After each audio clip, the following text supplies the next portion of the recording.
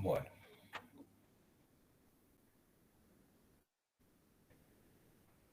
En la última clase que tuvimos, habíamos visto que no era posible alcanzar tanto ley como recuperación en una sola etapa. Por eso que habíamos mencionado que teníamos distintos tipos de circuitos. Circuitos que apuntan más que nada a la recuperación y circuitos que apuntan a la limpieza, a tener una buena ley. Habíamos mencionado que había básicamente tres tipos de circuitos, de etapas en un circuito. Tenemos una etapa Raffer, una etapa Scavenger y podemos tener etapas Cleaner, Recleaner o Cleaner Scavenger.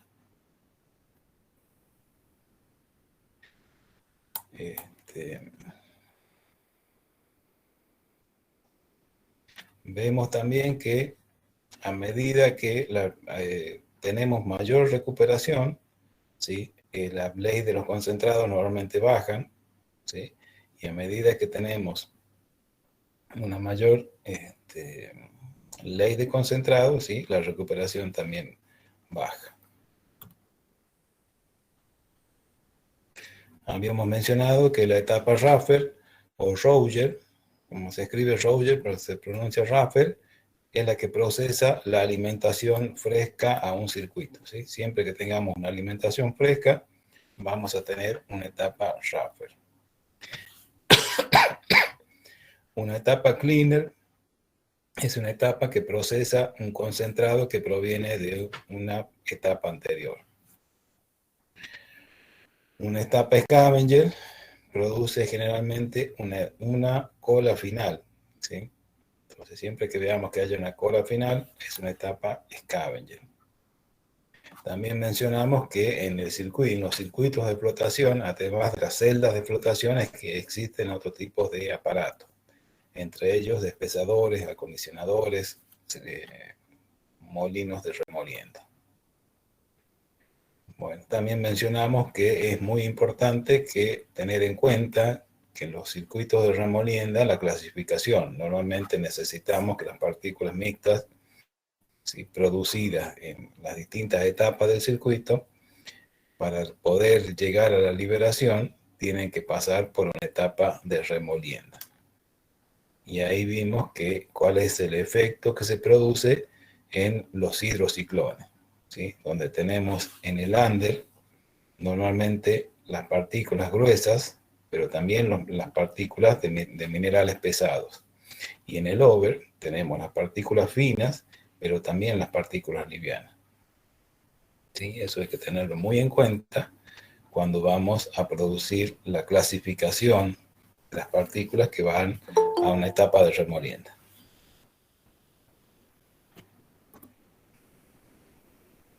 ¿Estamos hasta ahí, chicos? ¿Tienen alguna duda?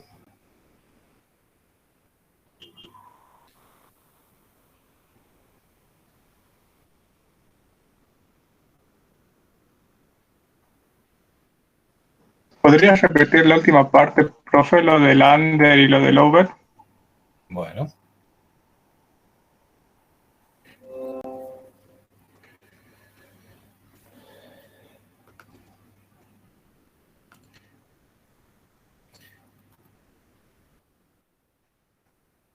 Nosotros, cuando estamos trabajando en un circuito de flotación, vamos a tener, se producen en ese circuito partículas mixtas, ¿sí?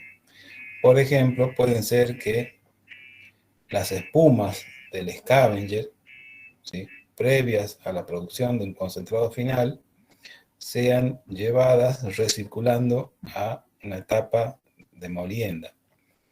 Lo mismo que la espuma de un Raffer, ¿sí? Y las colas de una etapa cleaner. Todo este material que se produce acá normalmente está formado por partículas mixtas.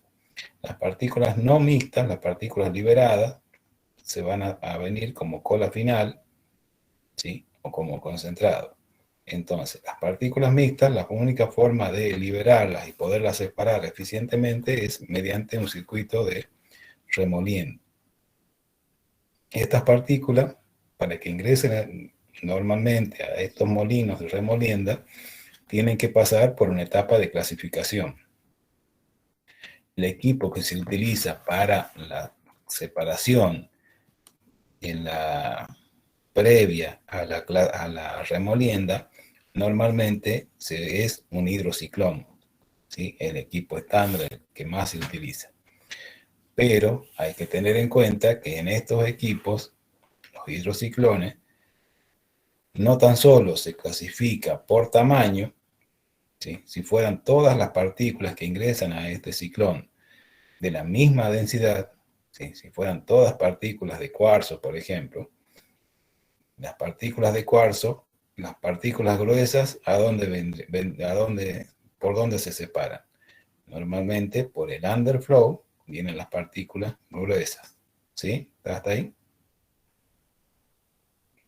Y las partículas finas normalmente son captadas por el vórtice que tiene en el centro de este ciclón y salen como la parte superior.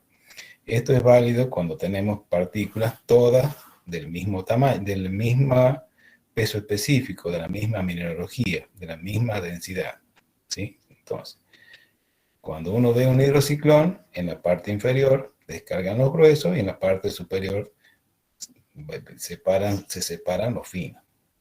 Pero ¿qué pasa si yo tengo dos partículas, por ejemplo, una partícula de galena y otra partícula del mismo tamaño, ¿sí? Pero de cuarzo? ¿A dónde iría a parar la partícula de galena del mismo tamaño, si son las dos del mismo tamaño? ¿A dónde iría a parar esa partícula de galena? En sulfuro de plomo, ¿sí? Y en el over iría a parar el cuarzo, ¿sí? Entonces, este aparato, ¿sí? No tan solo separa por tamaño, sino que también separa por diferentes densidades, ¿sí?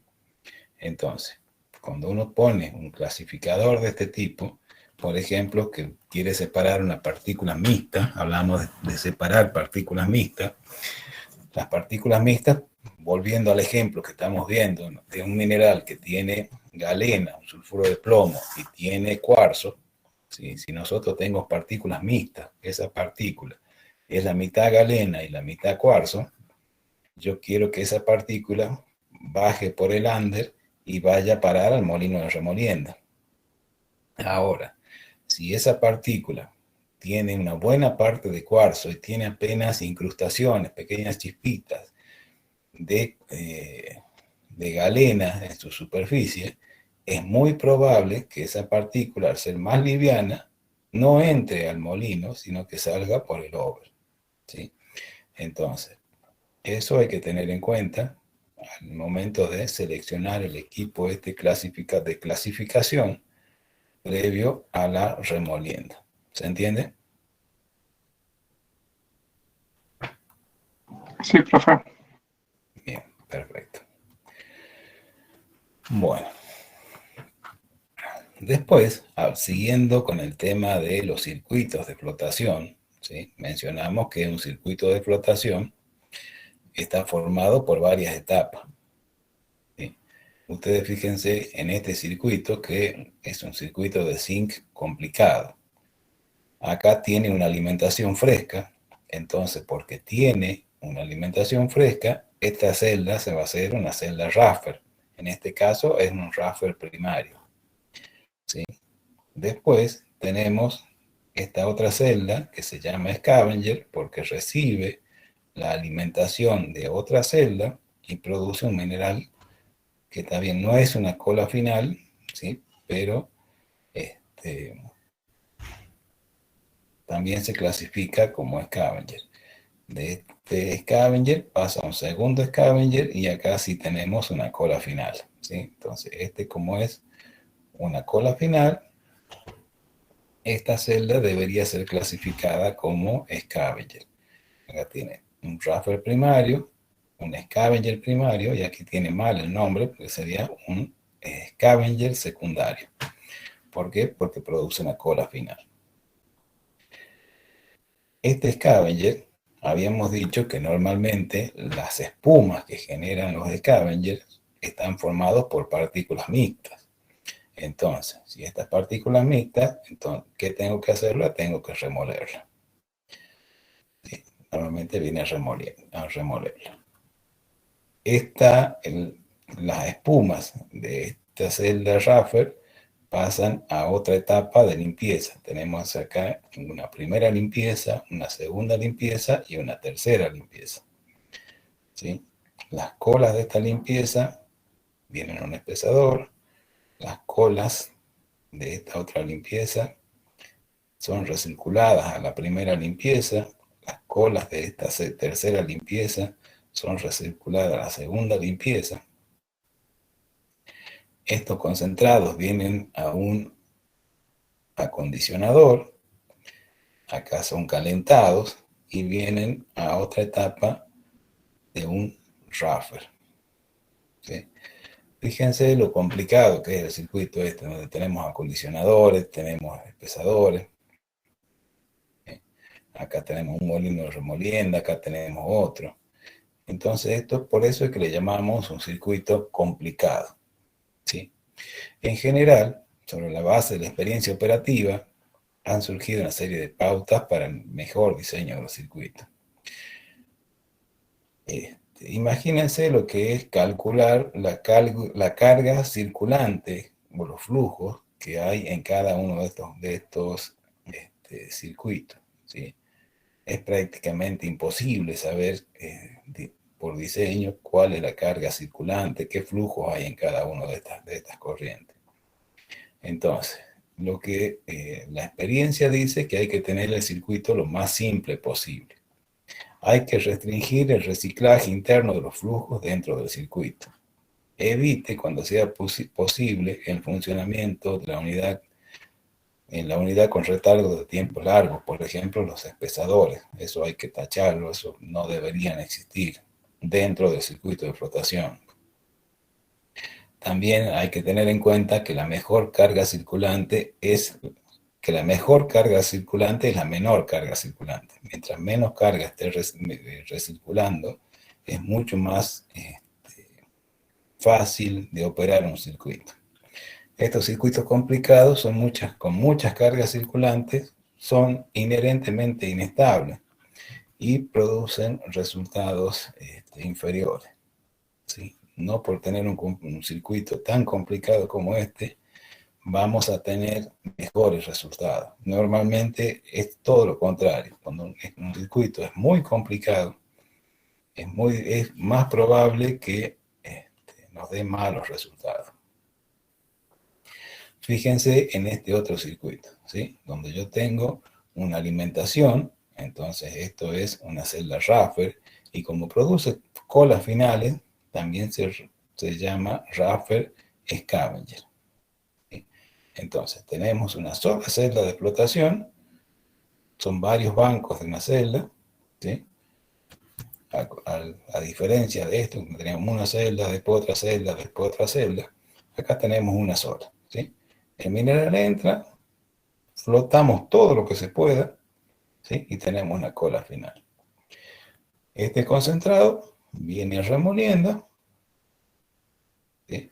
Y acá ya entramos a la etapa de cleaner, ¿sí? Habíamos mencionado que la etapa cleaner se llama cleaner porque recibe las espumas de una etapa anterior, el flotado de una etapa anterior. ¿Sí? Este viene por acá y pasa acá, entonces esto es una etapa cleaner. Y acá tengo un concentrado, ¿sí? Y una cola. ¿Qué hago con la cola? La paso por una celda Scavenger, ¿sí? Floto todas las partículas mixtas que podrían tener en esta celda cleaner, ¿sí? Agoto todo lo que pueda flotar y lo que flota iría a una cola final. Estas espumas, que normalmente son mixtas, todo lo que flota en la etapa Scavenger, normalmente son partículas mixtas, lo mando a remolienda. De la remolienda pasa a una limpieza, lo que flota acá, ¿sí? Lo vuelvo a mandar a una tercera cleaner, lo vuelvo a flotar y esto sí tendría que ser un concentrado limpito, de buena calidad, donde todo el mineral que flota tiene la mayor ley posible. Lo que no flota en el segundo cleaner, ¿sí?, vuelve a una remolienda, y lo que no flota del tercer cleaner, ¿sí?, también vuelve a la remolienda. Entonces, estas colas de la etapa cleaner normalmente son partículas mixtas. Si son mixtas, no las puedo descartar como cola, porque si no se bajaría la recuperación. Entonces, al ser mixta, lo que tengo que hacer es mejorar la liberación. ¿Y cómo se mejora la liberación? Mandándolo a remolienda. ¿Sí? Entonces, como criterio de diseño, tenemos que ver que cuanto más complejo es el mineral, mayor será la necesidad de un circuito sencillo. ¿Sí? Una disposición de circuito básico que se ha encontrado que es universalmente aplicable a una amplia gama de menas y minerales, ¿sí?, es esta disposición que tenemos acá, ¿sí? Una etapa Raffer-Scavenger y algunas etapas de limpieza, pueden ser una, dos o tres, y una celda Cleaner-Scavenger que procesa las colas del cleaner, ¿sí?, después de pasar por la remolienda. Las deficiencias en la liberación o en la química de los reactivos no pueden ser corregidos por la recirculación. De hecho, probablemente ocurrirá todo lo contrario. ¿Sí? Cuanto más tiempo permanezca una partícula en un circuito, por lo general, peor va a ser su respuesta. En una planta, un circuito simple casi invariablemente responde mejor que un circuito complicado. Sí, fíjense con qué poca cantidad de celdas, ¿sí?, comparadas con esta otra disposición, donde hay acondicionadores, espesadores, molinos, ¿sí?, como es mucho más simple este circuito, podemos tener mejores resultados. Generalmente esta es la disposición. ¿Sí? Lo que sí, en este circuito, fíjense que estamos usando celdas del tipo convencional, ¿sí?, o tipo de celdas mecánicas para la limpieza. Nosotros habíamos visto que la celda más conveniente para la etapa de limpieza eran las celdas del tipo columna, ¿sí?, que una sola celda columna capaz que reemplaza a todas estas etapas de limpieza. Entonces esto se simplifica aún más todavía, y tendríamos una celda Raffer-Scavenger, una sola celda cleaner, ¿sí?, y del tipo columna, y una celda Cleaner-Scavenger. Entonces esta es la disposición que normalmente se utiliza para casi todas las menas, ¿sí?, de minerales sulfurosos, ¿sí?, para minerales de plomo, de zinc, de cobre, de oro, ¿no? Generalmente se usa esta disposición. ¿Está claro?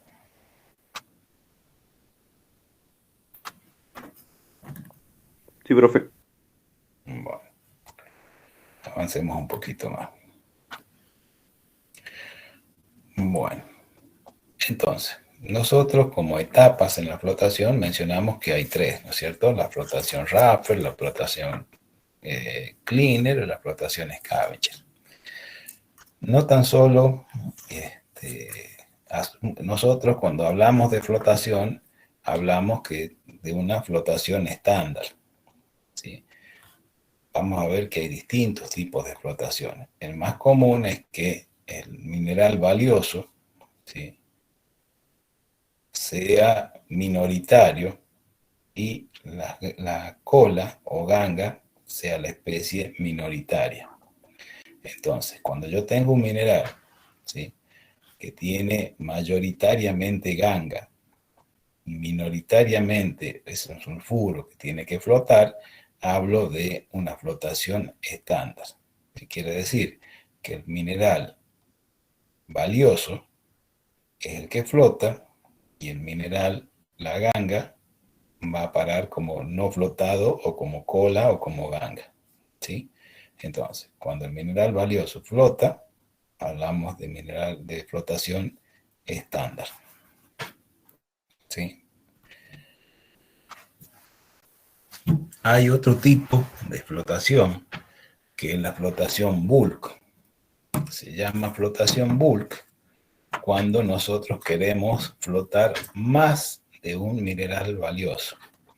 Por ejemplo, en el caso de que tengamos un mineral que tenga cobre, molibdeno, plomo, ¿sí? Hablo de una flotación bulk, donde el mineral valioso no es una sola especie, sino son son más de una, por lo menos dos minerales valiosos.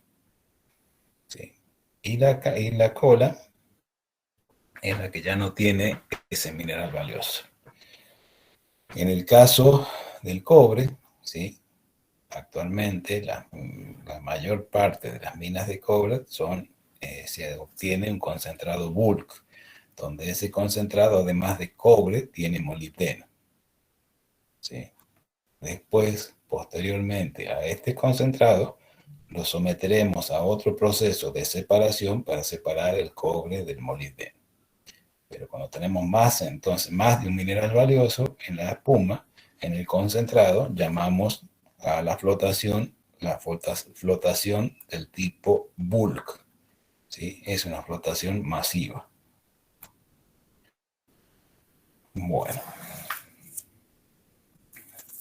Entonces, si tenemos una flotación masiva o del tipo bulk, ¿sí? También tenemos la posibilidad de tener posteriormente una flotación diferencial.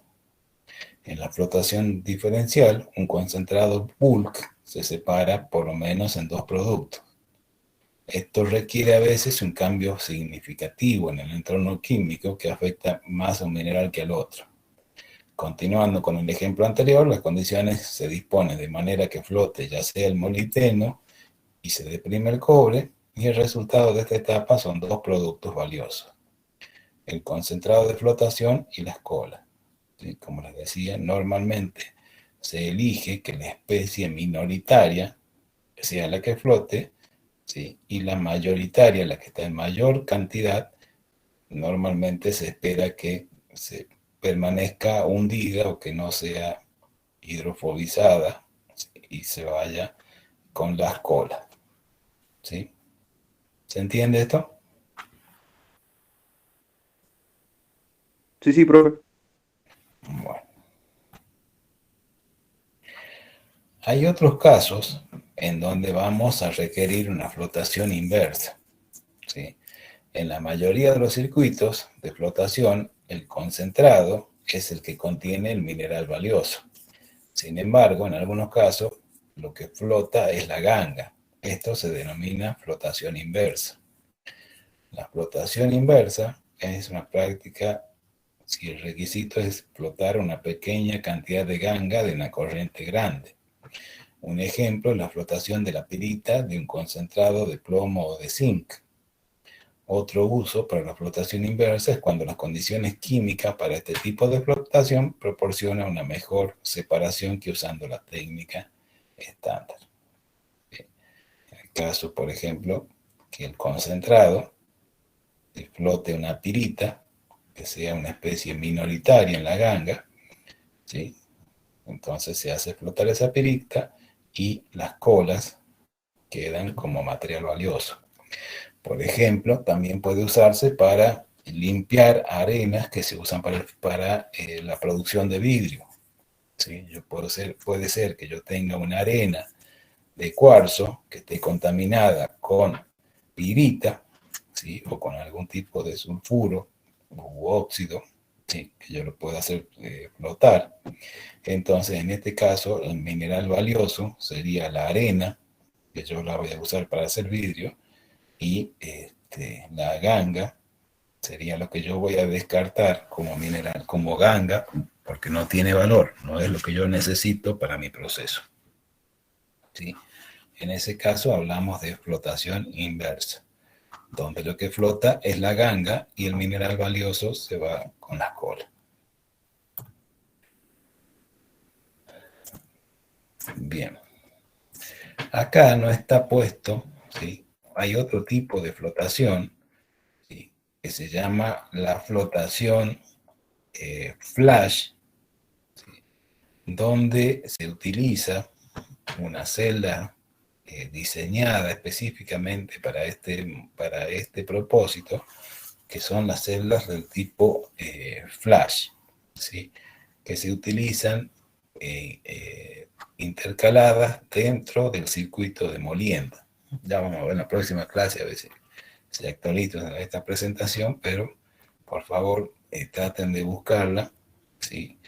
A las celdas del tipo flash, ¿sí? Que son celdas que se usan dentro de los circuitos de clasificación para atenuar un poco este tema que mencionamos de la error o la diferencia que tienen los clasificadores del tipo ciclónico, ¿sí? Para separar partículas finitas. Entonces, muchas veces se pone una celda del tipo unitaria o flash dentro del circuito de molienda, de tal manera de que si yo tengo minerales pesados, por ejemplo, de oro, de plomo, de plata, ¿sí? Los puedo sacar del circuito de molienda directamente con una celda de flotación, ¿sí? Vamos a ver también cómo están diseñadas, de tal manera de que permiten operar con altas densidades y con partículas relativamente gruesas. Bien.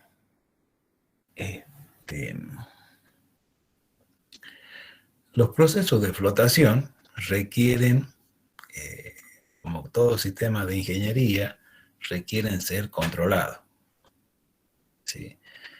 Normalmente, las plantas de flotación son operadas por muy pocas personas.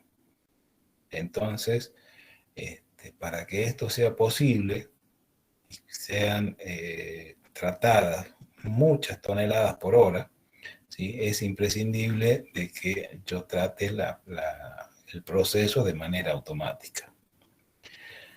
Cuando yo hablo de instrumentar o de automatizar un proceso, tengo que tener en cuenta lo siguiente. Tengo que tener una instrumentación disponible. Tengo que tener el hardware y el software de control. Este último debe estar disponible y en un formato compatible. Tengo que tener una comprensión cada vez mayor del proceso, del comportamiento del proceso y de su dinámica. Tengo que tener interfaces de rápido acceso para los operadores que proporcionen una comunicación satisfactoria entre los operadores, el sistema y el proceso. Tengo que asumir la necesidad absoluta de un buen funcionamiento de los instrumentos y disponer de la capacidad de mantenimiento y calibración para llevarla a cabo. ¿Qué quiero decir con todo esto?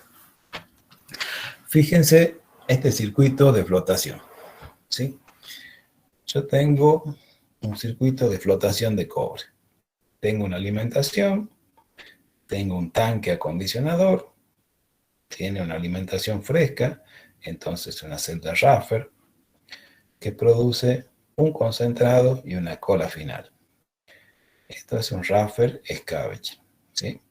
Este concentrado viene a parar a un cajón. Este cajón toma la pulpa, va a un hidrociclón, los gruesos, los mixtos, se remuelen, ¿sí? Hasta que quedan finos. De acá se alimentan a una etapa cleaner, ¿sí? El concentrado cleaner pasa a un segundo cleaner. Este concentrado produce un concentrado final. Las colas de este cleaner pasan por una celda cleaner scavenger, producen una cola final y los concentrados, ¿sí? Habíamos dicho que normalmente son partículas mixtas, vuelven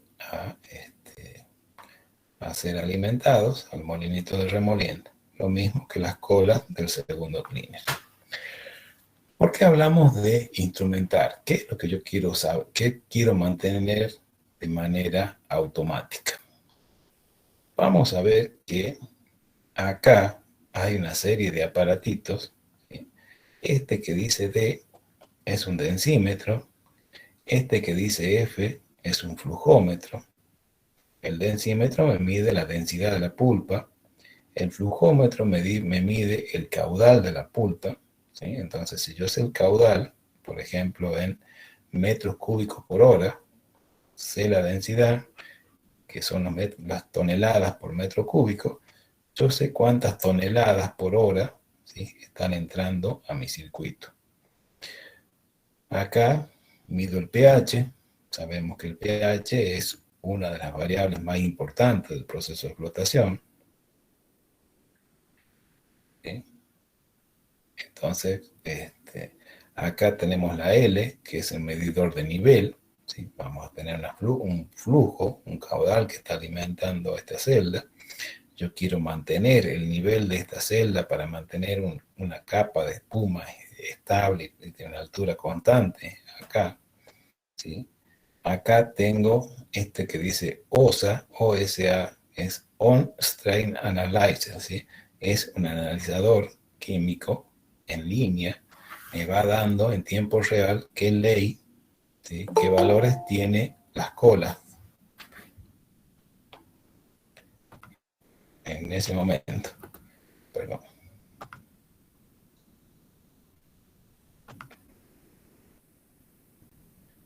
Bueno. ¿Vamos bien hasta ahí, chicos? Sí, profe. ¿Podría volver a explicar cuál era el significado de L? ¿Regulaba la altura de la espuma? ¿Algo así, no, profe? Sí. A ver, déjame un cachito.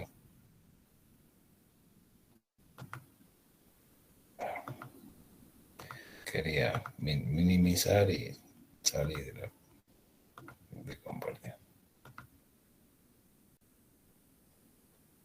No sé por qué no me deja ver.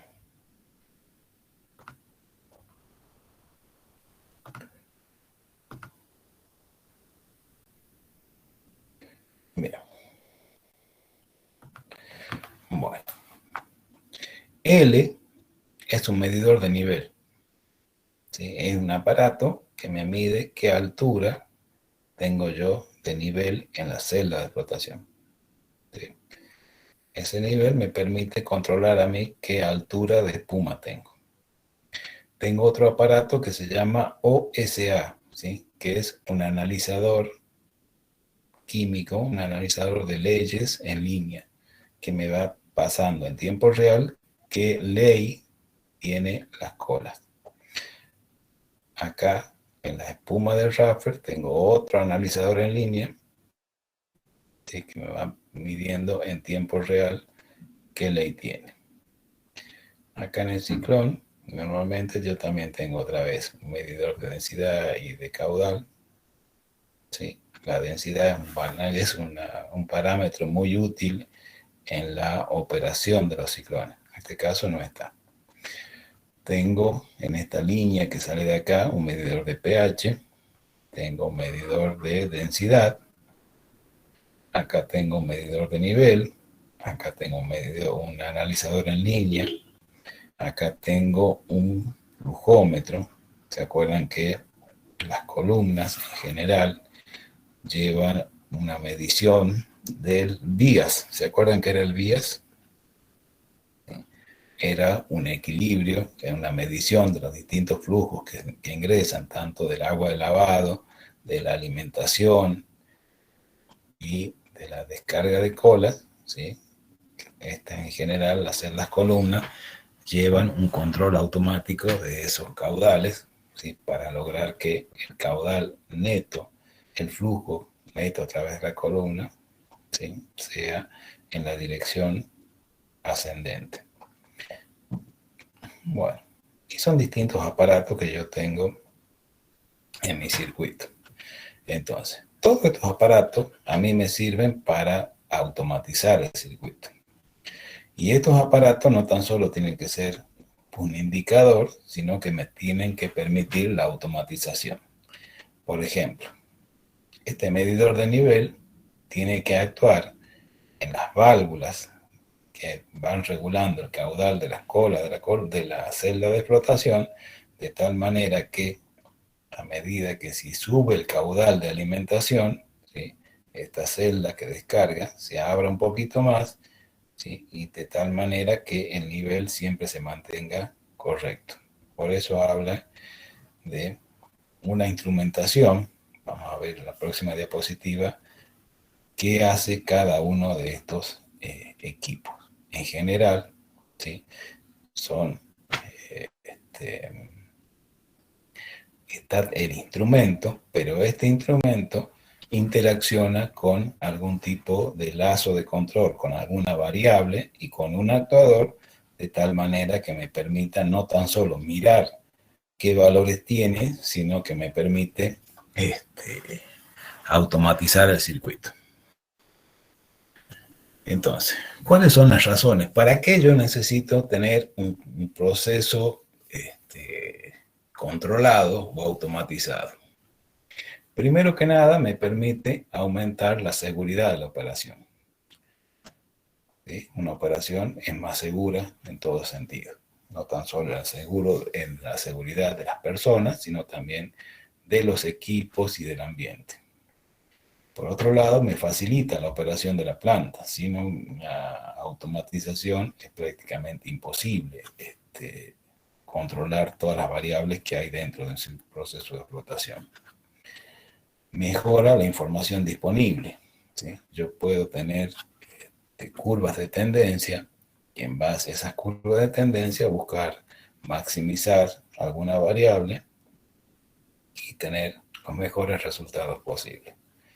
Y todo esto trae como consecuencia una mejora en la productividad. ¿Sí? Esas son las razones. ¿Sí? ¿Y cuáles son los objetivos que yo busco cuando automatizo una planta? Uno de los objetivos es secuenciar, por ejemplo, las maniobras de arranque y parada de los equipos. Puedo buscar también que mantener estables las variables del proceso en los puntos de control. También puedo tener como objetivo suministrar información de la operación y también optimizar el proceso. Entonces, para lograr estos objetivos, yo tengo que partir con consideraciones generales.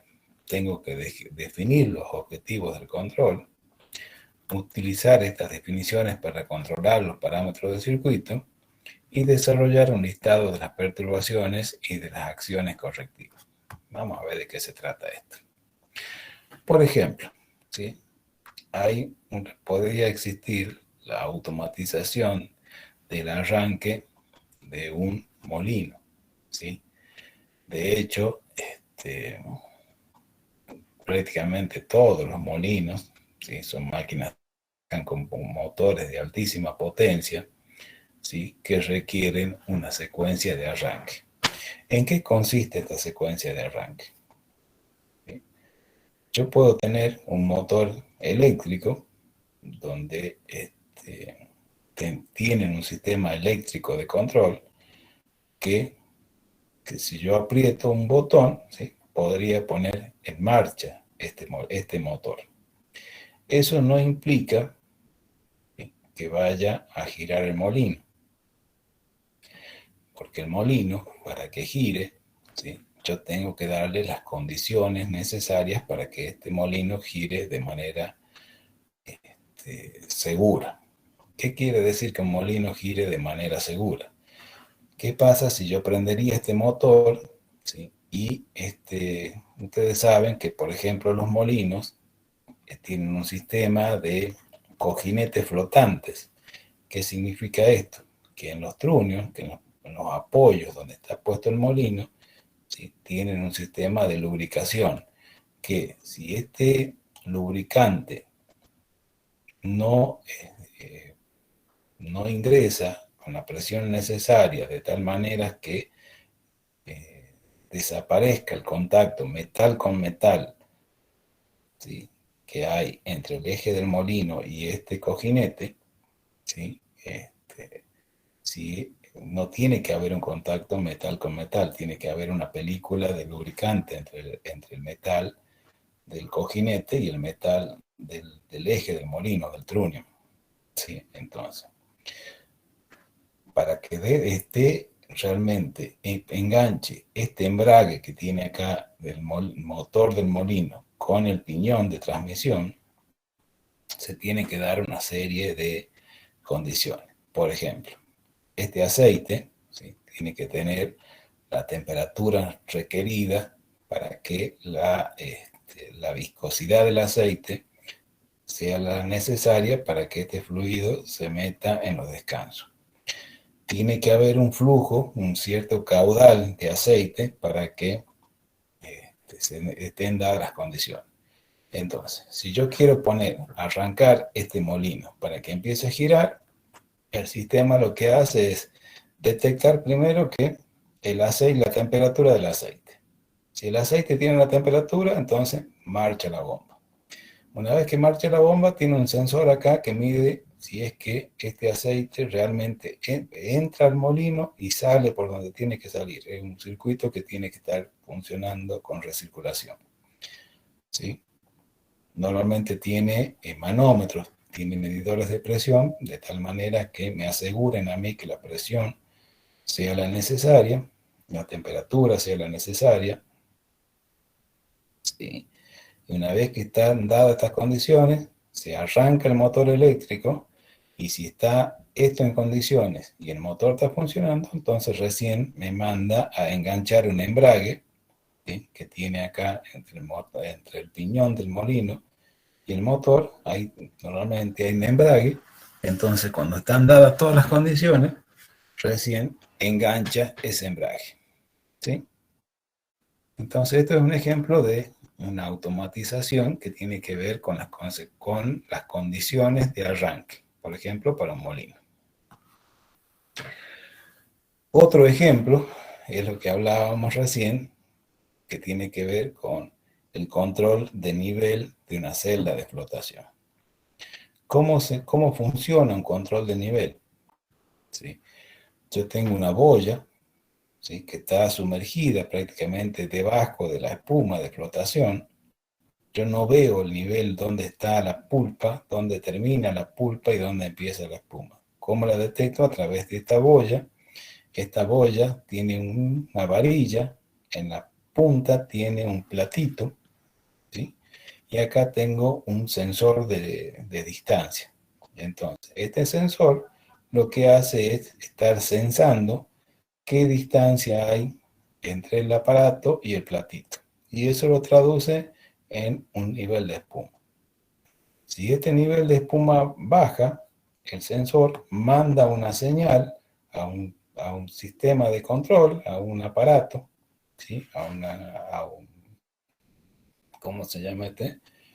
A un PLC, ¿sí? Es un equipo que procesa esta señal. Esta señal que está acá a esta distancia se traduce en una señal de 4 a 20 miliamperes. O sea, esta distancia está asociada con una corriente eléctrica, ¿sí?, que esa corriente eléctrica va a ser proporcional a esta distancia, ¿sí? Si esa distancia varía, este aparato, a través de la medición de esa corriente, traduce esa señal envía una señal a un actuador. En este caso es una válvula. Estas válvulas son del tipo dardo. Entonces, si esta distancia aumenta, quiere decir que el nivel de la celda está bajando. Entonces, ¿qué tendría que hacer? Tendría que mandar a cerrar esta válvula.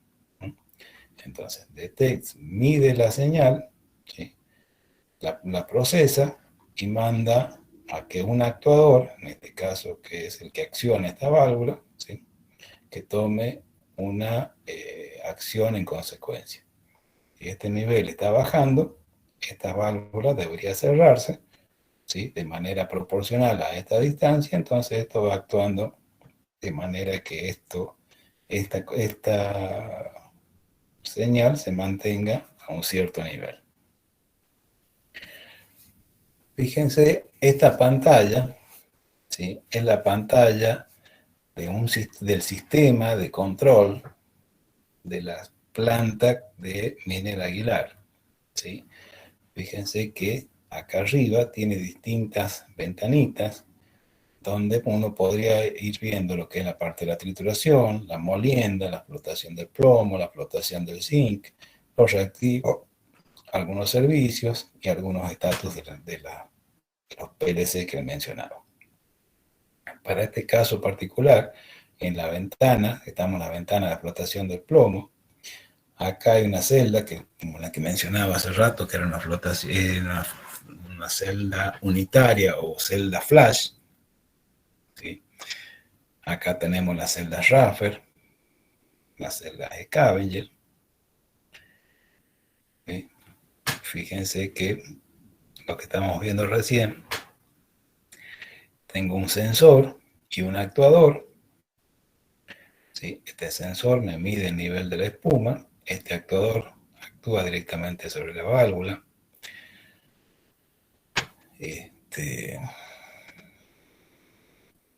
Cada uno de estos puntitos que están acá como amarillo, ¿sí?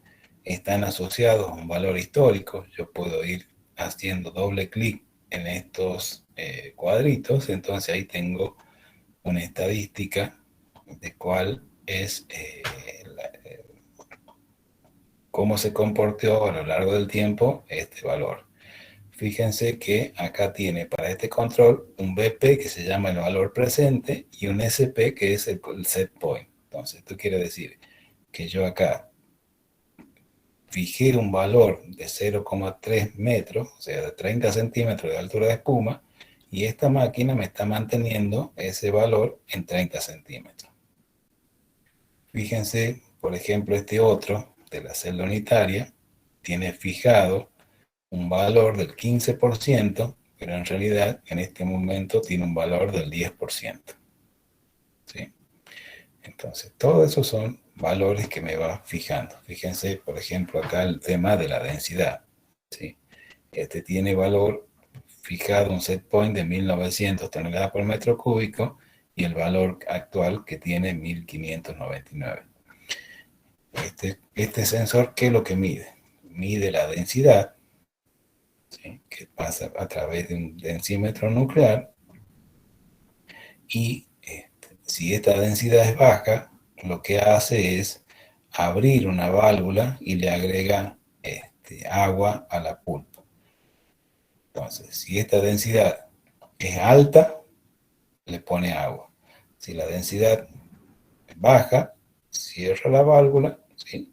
Me va manteniendo lo que se llama un lazo de control. ¿Sí? Tomo una variable, en este caso la densidad, ¿sí? Y actúa sobre algún dispositivo que me permita variar la densidad.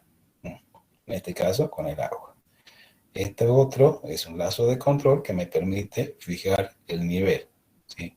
Yo establezco un valor de nivel y este actuador me permite variar ese nivel, como abriendo o cerrando una válvula. ¿Se entiende, chicos? Sí, profe. Bueno. En esta otra curvita que vemos acá, ¿sí? Son un montón de curvas, fíjense que parecen un electrocardiograma. Acá hay una serie de valores que va midiendo el sistema, ¿sí? Cada uno de estos puntitos que está puesto acá en amarillo, ¿sí? Que tienen estas líneas de trazo, quiere decir que son lazos de control. En este caso, estamos viendo el control de las variables que teníamos controladas, en este caso en el molino SAC. Tenemos el porcentaje de sólido, qué caudal de pulpa, las toneladas totales del turno, las toneladas del día, las toneladas del turno, cuánta agua entraba al cajón de descarga del molino, cuánta agua entraba al molino SAC, qué potencia va consumiendo el molino, ¿sí? Y el tonelaje. Es bastante compleja, ¿sí? Tiene un montón de curvas, es bastante difícil de seguirla en este caso, pero tiene la posibilidad el sistema de ir viendo, tachando y dejando solamente la que a mí me interesa. Pero tiene mucha información a partir de los sensores y de los actuadores. Fíjense que todo el sistema de control tiene un sensor, un actuador y un procesador. En este caso, por ejemplo, el nivel de esta celda tiene un sensor, tiene un actuador, que es esta válvula que tiene acá abajo, ¿sí? Y mediante un sistema, el procesador es que yo estoy viendo estos valores de acá. Acá, esta imagen es de otra planta, es la planta de Minera Santa Cruz, ¿sí? Estoy trabajando ahora, fíjense que hay también un lazo de control, ¿sí? En este caso no está tan evidente el set point y el valor presente, sino me va dando directamente algunos valores. Por ejemplo, en este caso es otro sistema también de alimentación. Fíjense que hay una línea de punto, quiere decir que hay un lazo de control. ¿Qué se controla en este caso? En la cantidad de toneladas por hora que alimentan a este molino. Acá está entrando 1,9 toneladas por hora. Entonces, el pesómetro que hay acá es una balanza que va midiendo, ¿sí? Me permite a mí medir, mantener una cantidad de toneladas que se alimentan en el molino de manera constante. ¿Sí? Entonces, el aparato este mide el peso por hora. Entonces, acá tiene que entrar 30 toneladas por hora, ¿sí? Entonces, yo le marco un set point de 30 toneladas por hora. Este aparato mide 1,94 toneladas. Ah, es poco. Entonces, viene para acá, actúa sobre el variador de frecuencia de esta cinta transportadora, acelera la cinta de tal manera que saque carga del silo, ¿sí? Y acelera esto. Entonces esto tira la carga acá, esto tira acá, y este peso tendría que ir subiendo de 1 hasta los 30 toneladas por hora mediante la aceleración de este motor. Entonces hay un aparato, un sensor que mide, ¿sí? Un actuador, en este caso para otra frecuencia, ¿sí? Y estos forman un lazo de control que hacen que esto se controle. En el caso de la densidad también, ¿sí? Hay un densímetro, hay un aparato que está acá, mide un caudal, mide un densímetro. Si esta densidad es, perdón, es una, ¿dónde está el densímetro acá? No. Esto es un caudalímetro y esto es una válvula.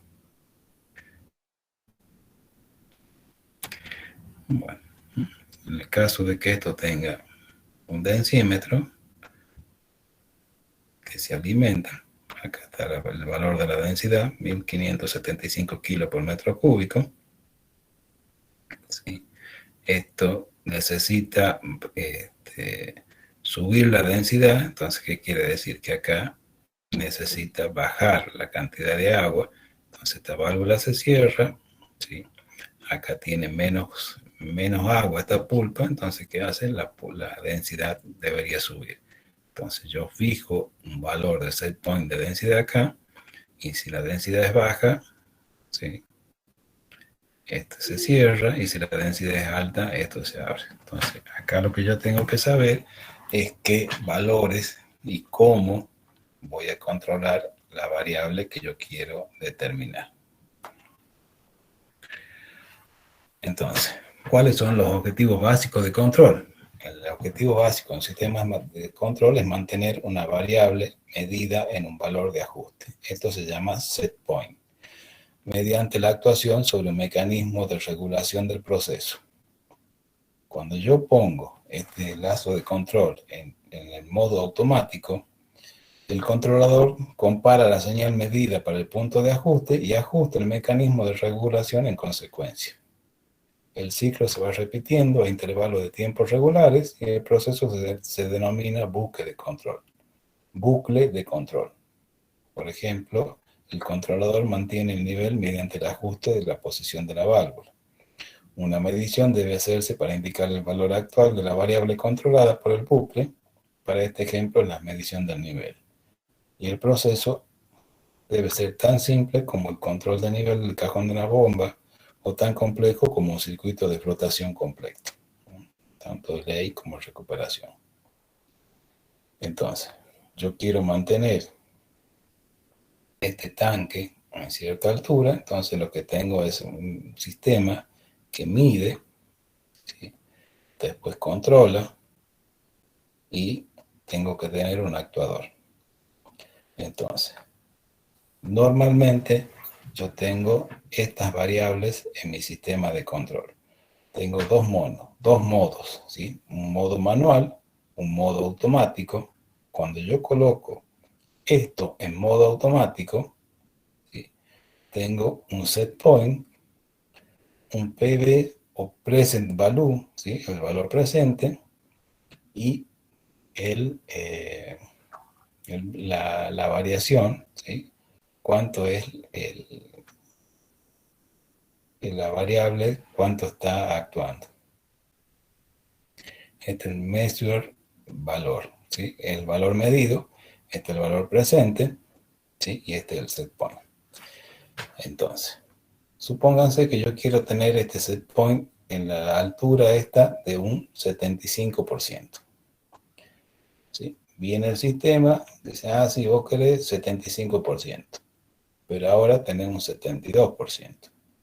Entonces, ¿qué voy a hacer? Voy a actuar sobre el actuador de tal manera de que este valor de 72 se vuelva en 75. ¿Sí? Y eso es la metodología de control.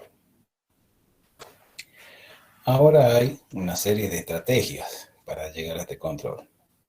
Un controlador proporcional se utiliza para mantener una relación constante entre dos variables. Por ejemplo, se utiliza para ajustar las dosis de colector en forma proporcional a los cambios de la ley en la alimentación del circuito.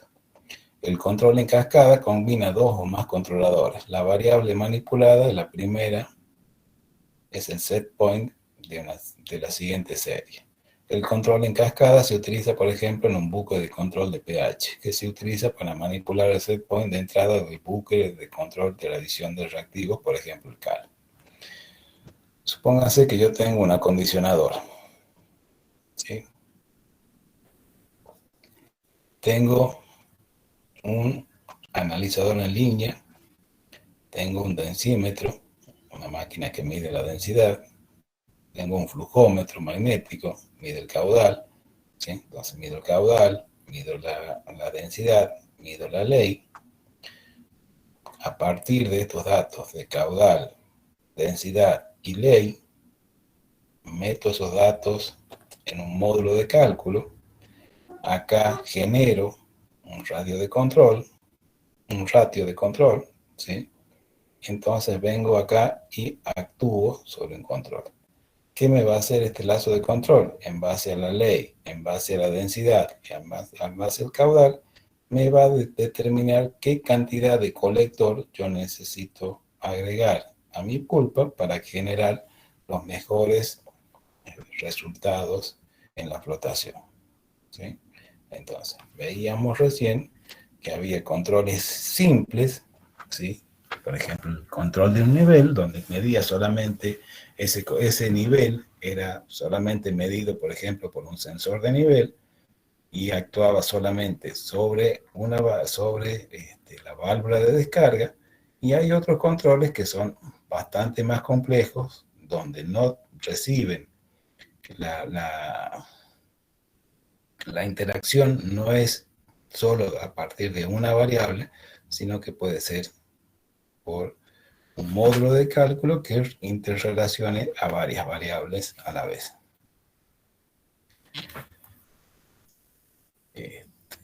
Existen sistemas de control ya creados, y, por ejemplo, este sistema que se llama Floatmaster, donde se automatiza, permite la automatización completa de una celda de flotación. ¿En qué consiste? Este aparato, este sistema, es un sistema, en realidad no es un solo aparato, sino que son varias con varios equipos dentro de un solo control, tiene una cámara, ¿sí? Esta cámara mide, detecta la espuma que estoy generando, mide el flujo, cómo se mueve esa espuma hacia la canaleta, mide el tamaño de las burbujitas que se van generando, y también tiene un sistema de analizador en línea. Entonces, por un lado tiene una cámara, ¿sí?, que ve las espumas, por otro lado tiene un analizador en línea. Esto traduce la señal en 4 a 20 mA, como decía, ¿sí?, que tiene que ver con la velocidad con que se mueve la burbuja, el tamaño, la estabilidad de la burbuja, ¿sí? Acá este otro aparato mide la ley, la recuperación. Toda esta información pasa a una interfaz, que son las PLC. Acá viene a un sistema de control, donde uno fija qué ley, qué recuperaciones busca. Entonces, a partir de esto, va generando, va actuando sobre las distintas variables que tiene esta celda de flotación. Varía sobre la cantidad de aire que se inyecta a la celda, varía el nivel, la altura de espuma que tiene esto, ¿sí? Y también, no sé si no llego a ver, también actúa sobre los reactivos que se van dosificando. Entonces, esto hace que esto sea todo un sistema de control, ¿sí?, con varios aparatos que me van optimizando mi proceso. No tan solo van regulando la altura de la espuma, sino que ya le dosifican el aire, los reactivos, y todo a través de un solo sistema. Estos sistemas de control se llaman sistemas distribuidos. Generalmente tienen todos estos componentes, tienen lo que se llama una autopista de comunicación, donde yo tengo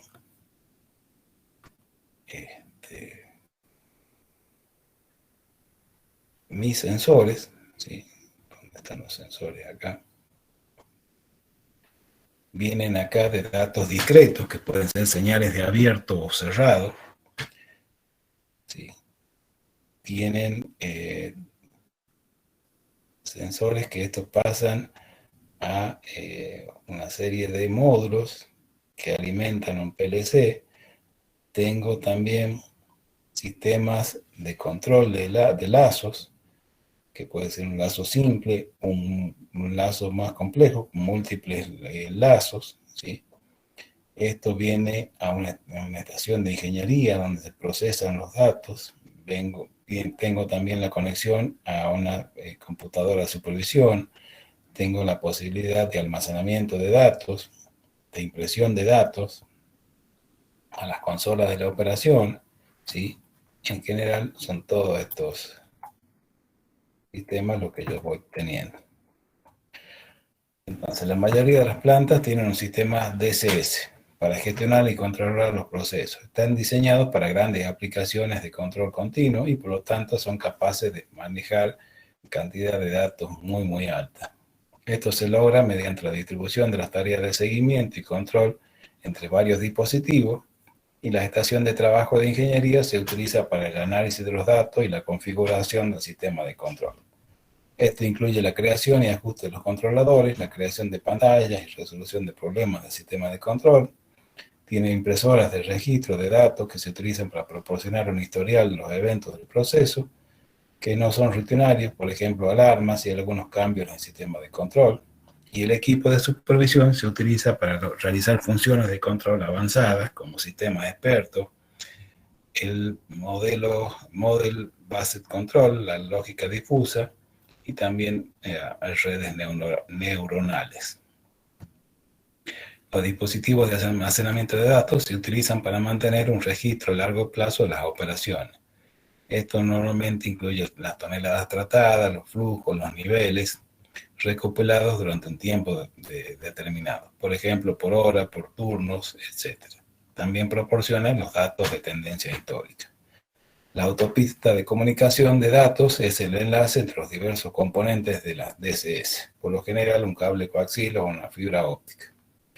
Los PLC realizan la lógica de control discreta, tales como enclavamientos, arranques y paradas de un grupo de equipos con una secuencia determinada. También realizan algunas funciones de alarma, como cuando un motor no arranca.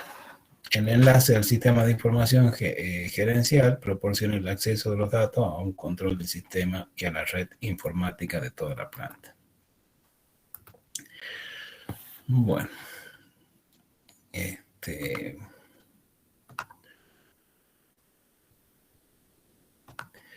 esto es muy rápido, son lo que son los sistemas de control, ¿sí?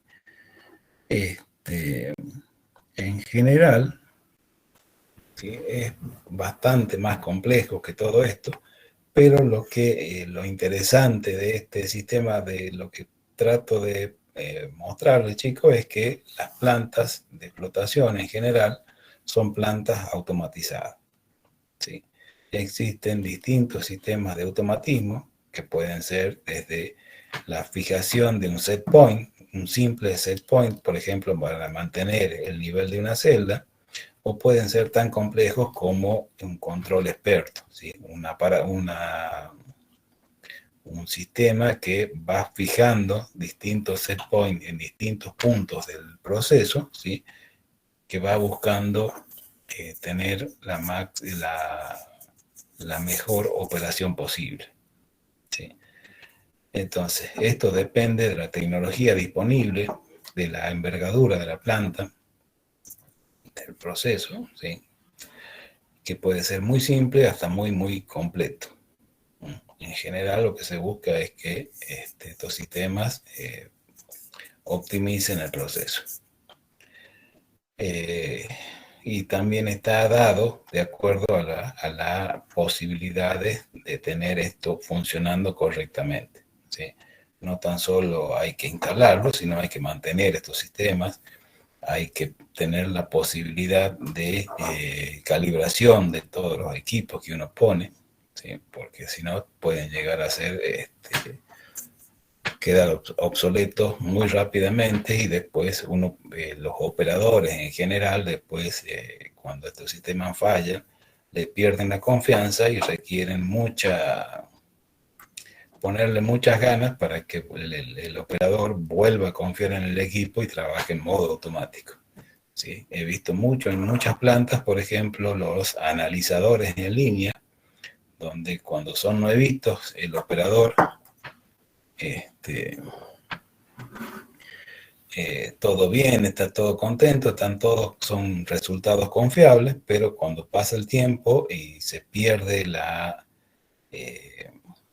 calibración de los equipos, el analizador da cualquier valor, da un valor que no es real, y entonces el operador deja de tenerlo en cuenta y tenemos un montón de plata en un equipo que ha sido instalado, pero al no estar mantenido y calibrado ya pierde confiabilidad y el operador prefiere trabajar de manera manual. Y toda esa inversión no se utiliza. Ha sido en vano porque uno está gastando plata al vicio en un equipo muy caro y que después al final no se aprovecha. Bien. ¿Cómo vamos hasta acá, chicos? ¿Se entiende? ¿Tienen alguna duda?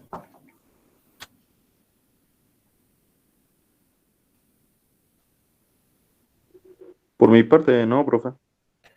Bueno, les recomiendo que lean el material, ¿sí? Que vean un poquito la filmina y que traten de investigar un poquito, ¿sí? A ver si les surge dudas, si ven que esto es un tema que es bastante, o sea, me interesa que sepan que existe, ¿sí? Que las plantas de explotación son automatizables y que esa automatización está disponible hoy en día prácticamente. Hay plantas que son inteligentes, ¿no? Tienen la posibilidad de no tan solo poner set points, sino también conectarse a lugares remotos